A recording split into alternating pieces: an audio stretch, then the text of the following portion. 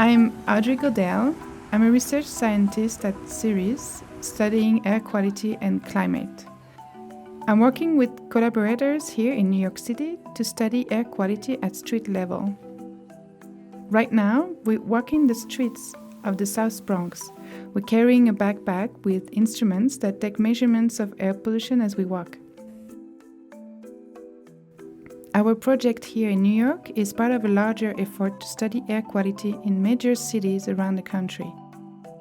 Our measurements here on the ground will help validate air quality measurements that are being made above us by plane.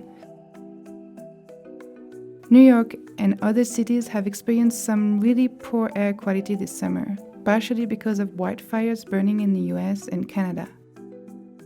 By combining the airborne measurements with what we see at street level, we'll get a much better picture of air quality throughout the city. But we also want to answer some environmental justice questions. We know air quality varies between different New York City neighborhoods, and some places like here in the South Bronx have really poor air quality.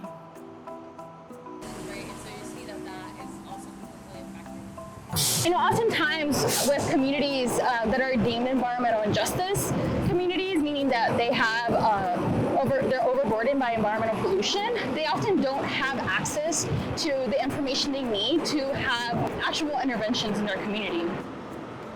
This area in the South Bronx has some of the worst air pollution in New York City and even has been nicknamed Asthma Alley.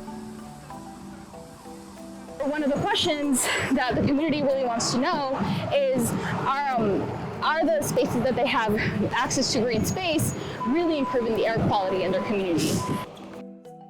And so with this project, we're really hoping to observe and get better quality data for them.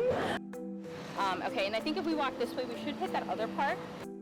As you can tell, street monitoring for air pollution is really labor intensive. It takes a lot of volunteers, a lot of woman power. New York is such a diverse place with so many different neighborhoods and so many different demographics that live in different areas. So collecting this data and kind of finding out how the air differs in different neighborhoods and different boroughs is really it's really fruitful for me, and I think just very important in general to kind of bring attention to the fact that even though we all live in one city, everybody has very different experiences of this city and very different health outcomes from these different experiences. So I'm really excited to find out what we learn. We walked through neighborhoods in Manhattan, the Bronx, Brooklyn, and Queens this summer, collecting measurements of particulate matter and ozone. These two air pollutants that are regulated and detrimental to health. And now we're analyzing the data. So this is the map of the different works we've been doing to measure particulate matter that are fine enough to go through our bloodstream.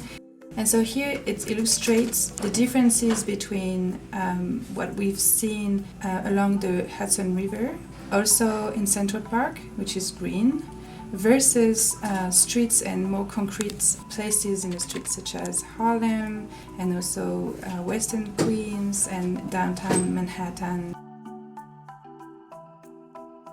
So here we see the map for the same walks, but now we are measuring ozone. And so this map basically is to illustrate that along the Hudson River, where we found pretty low level of particulate matter, we see the air is actually polluted in terms of ozone. We hope our project will provide residents of New York City with the resources they need to advocate for better air quality.